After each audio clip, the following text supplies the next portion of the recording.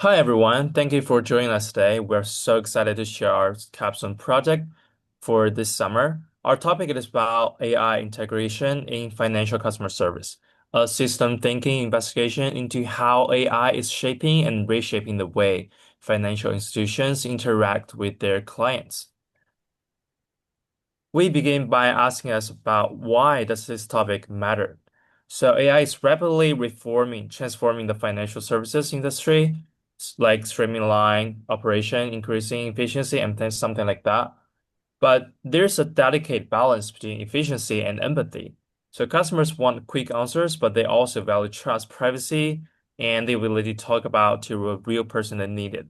So this tension forms the core of our system analysis, exploring how institutions can responsibly scale AI while protecting customer relationships, employee roles, and ethical boundaries. To understand our challenge, it's important to look at the broader landscape of AI in finance.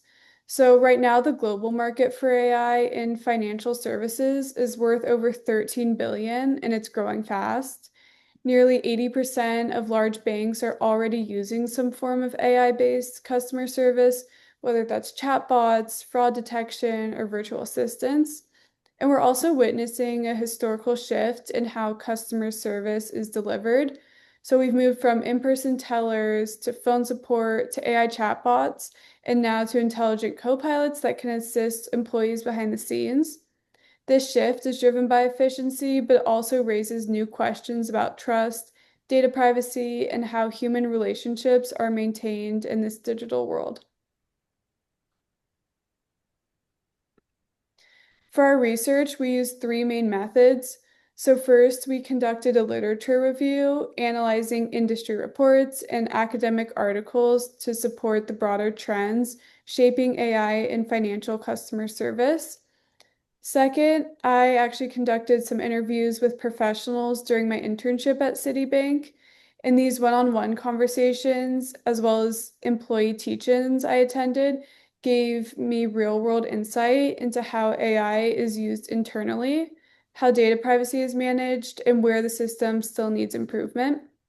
And then third, we engaged in system data mapping, where we reviewed privacy case studies, technical diagrams, and implementation frameworks to better understand how AI tools are integrated across financial institutions.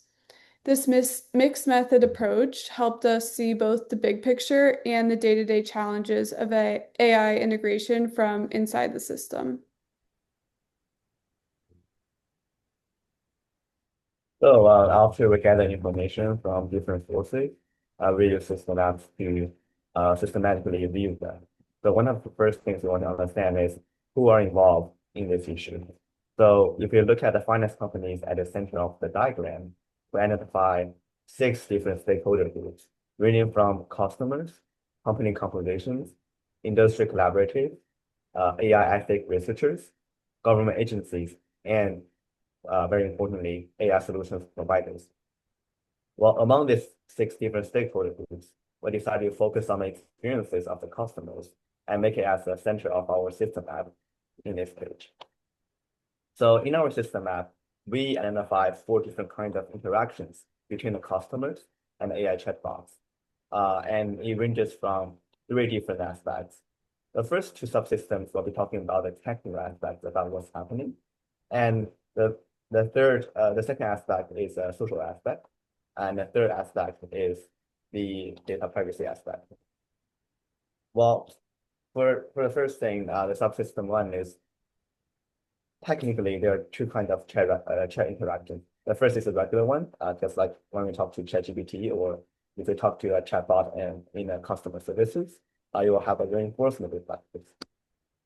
Well, for the system two is when we request up to minute data inquiry, and the chat needs to find up to minute information on the internet. So that will involve API retrieval and calling and redact reasoning to make that happen. Thirdly is when the chatbot interaction flags a signal that it is not satisfactory, and that requires human handoff. So this is a subsystem three, which is a social aspect when human judgment has to be involved in the chat interaction.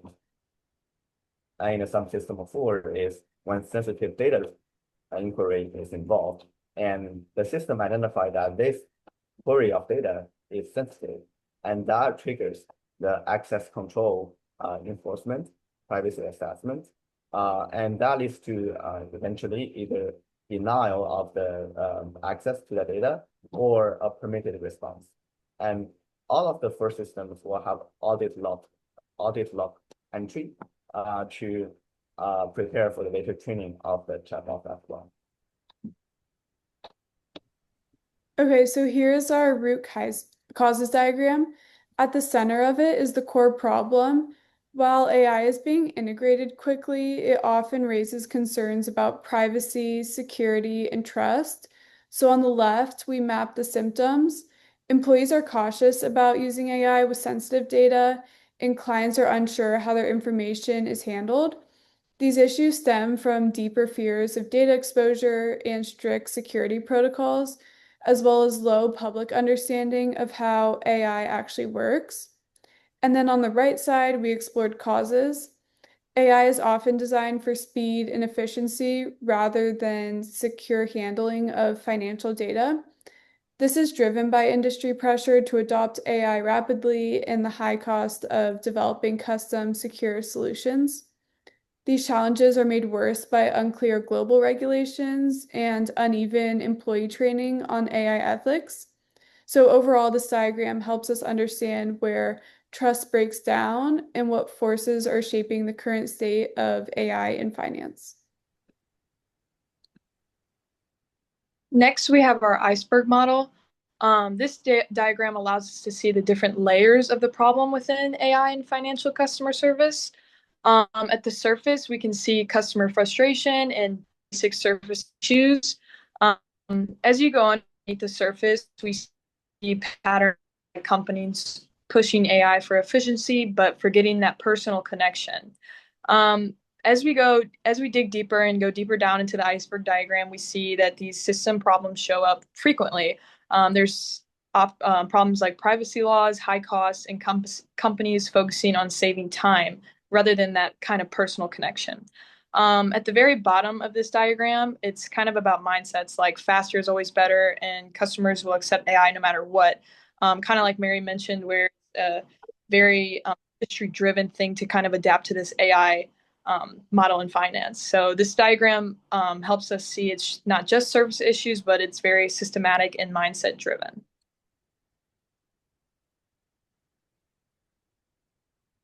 Moving on to our impact gap. This impact gap canvas shows us kind of what's working versus what's missing within this AI. When we look at what's working, we see that AI can help with basic tasks, make service faster, and can save time and money for these industries. When you look at what's missing, there's definitely a gap in trust between the client and the AI tool that they're working with. There's a lack of transparency, which pushes that trust building even further, and there's not enough personalization. Um, Another issue that has been aligned with these, what's missing, we discovered that small businesses have less access to good AI tools, which is broadening the gap between these businesses.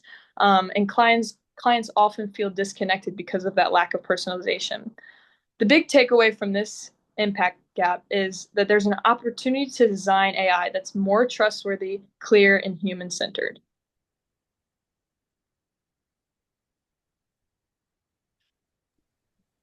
And currently, uh, to better understand what's already been done, we map the current solution landscape. So we look at a four dominant approach. The first one is full automation, which is used for a lot of fintech startups.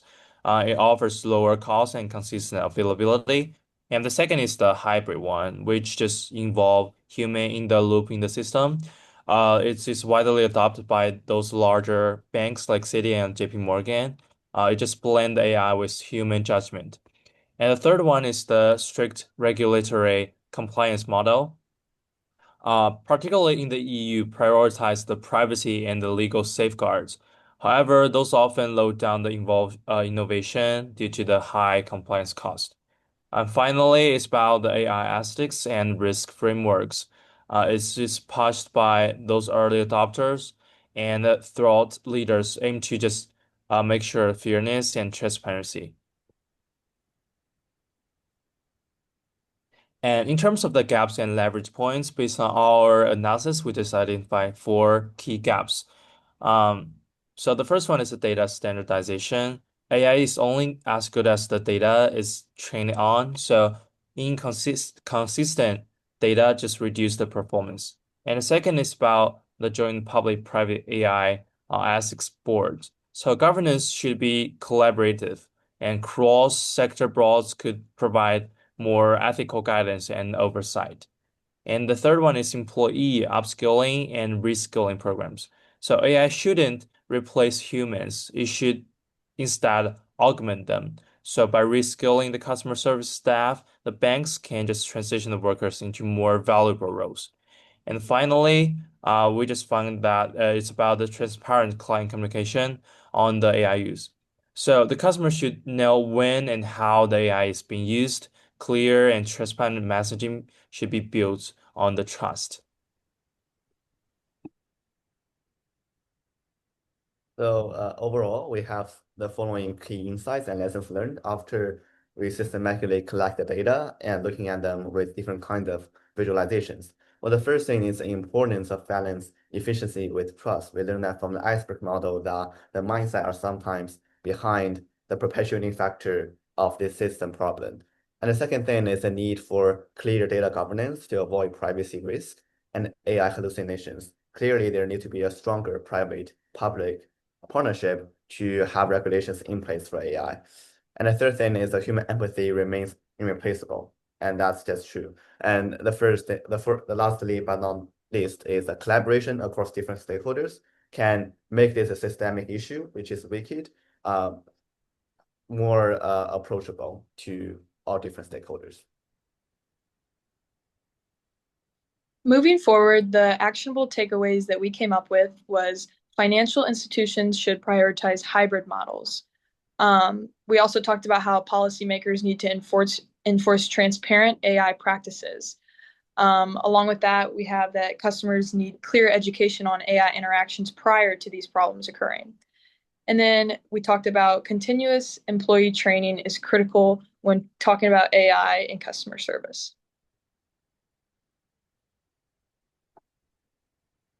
Thank you guys so much for listening to our presentation. We hope you enjoyed.